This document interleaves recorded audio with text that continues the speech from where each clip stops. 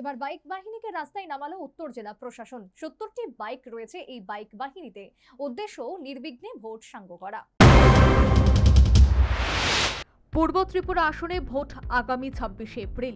শান্তির পরিবেশ অক্ষুণ্ণ রেখে নিরাপত্তা বিধানে তৎপর নির্বাচন কমিশন।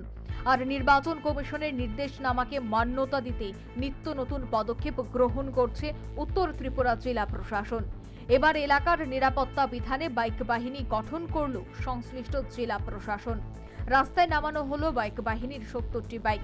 শুক্রবার সন্ধ্যা রাতে উত্তর ত্রিপুরা জেলা শাসক দেবপ্রিয় বর্ধন ও জেলা পুলিশ সুপার ভানুপদ চক্রবর্তীর উপস্থিতিতে এই বাইক বাহিনী তাদের কাজ শুরু করে। জেলা পুলিশ সুপার জানিয়েছেন, যে সমস্ত এলাকায় গাড়ি নিয়ে যাওয়া সম্ভব নয় সে সমস্ত এলাকায় এই বাইক বাহিনী নির্দেশ পাওয়া মাত্রই মার্চ করবে।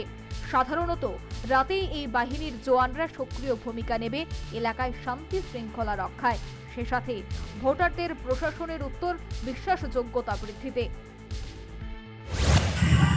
পশ্চিম ত্রিপুরা যে কেন্দ্র, সেই কেন্দ্রে লোকসভা কেন্দ্রের নির্বাচন আজকে অনুষ্ঠিত হয়েছে। আমাদের এখানে ২৬ তারিখ অনুষ্ঠিত হবে। আমরা সিভিল অ্যাডমিনিস্ট্রেশন পুলিশ অ্যাডমিনিস্ট্রেশন থেকে ভোটারদের সচেতন করার জন্য, ভোটারদের কনফিডেন্স অর্জনের জন্য বিভিন্ন প্রোগ্রাম আমরা অর্গানাইজ করেছি। আপনারা দেখেছেন, ফ্ল্যাগ মার্চ হয়েছে, তারপরে রোড মার্চ হয়েছে, মোবাইল হয়েছে।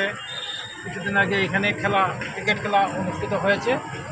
উদ্দেশ্য একটাই, যে ভোটাররা যেন ভোট কেন্দ্র যায় নির্বিঘ্নে শান্তিপূর্ণভাবে তারা যেন ভোটদান করে আসে, সেই দিকে লক্ষ্য রেখে আজকে আমরা ডিস্ট্রিক্ট লেভেল করেছি একটা। এখানে প্রায় ৭০ জনের মতো বাইক ছিল। এই ডিস্ট্রিক্টের বিভিন্ন জায়গাতে রাত্রেবেলা ঘোরাঘুরি করবে আজকের থেকে।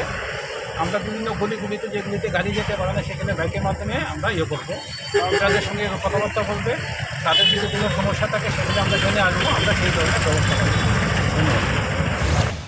শুক্রবার সন্ধ্যায় ধর্মনগর বিবিআই মাঠ থেকে জেলা প্রশাসনের বাইক বাহিনী তাদের নির্দিষ্ট কাজ শুরু করেছে।